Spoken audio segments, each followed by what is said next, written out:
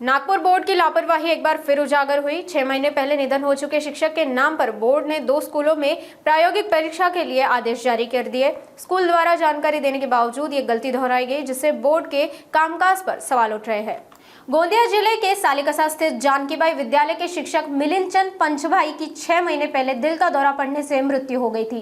बावजूद इसके नागपुर बोर्ड ने उनकी मृत्यु की सूचना मिलने के बाद भी मृतक शिक्षक के नाम पर 2 स्कूलों के बाह्य परीक्षक के रूप में व्यावहारिक परीक्षा आयोजित करने के आदेश जारी कर दिए।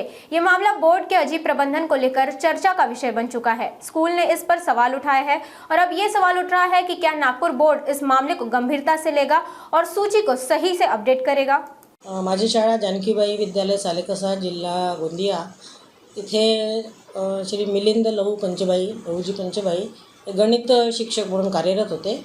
त्यांचा मृत्यू 2 ऑगस्ट 2024ला हृदयविकाराच्या झटक्याने झाला। या संदर्भात आम्ही सगळ्या प्रकारचे कागदपत्र सर्व ऑफिसर्सला दिले, बोर्डाला सुद्धा सादर केलेले आहे।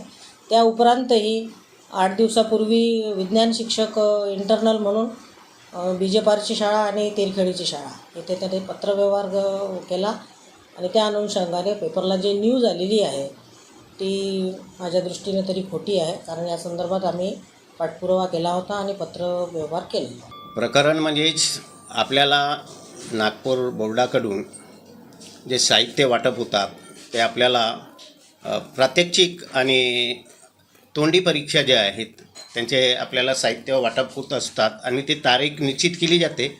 30 तारखेला आपल्याला ते साहित्य वाटप करण्यात आले। पूर्ण लिफाफा बंद असतो।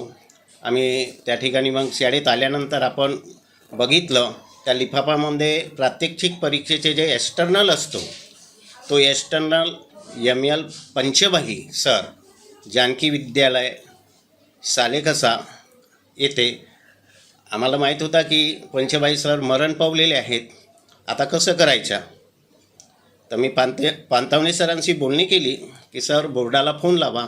सरांनी फोन लावला तर ठीक आहे आम्ही बघतो। सहनिशा आपण केली, सरांनी फोन लावला आणि मग त्यांनी म्हटलं की तिथून एक पत्र घेऊन या की ML पंचभाई सर खरोखरच यांची मृत्यू झालेली आहे ते नाहीत।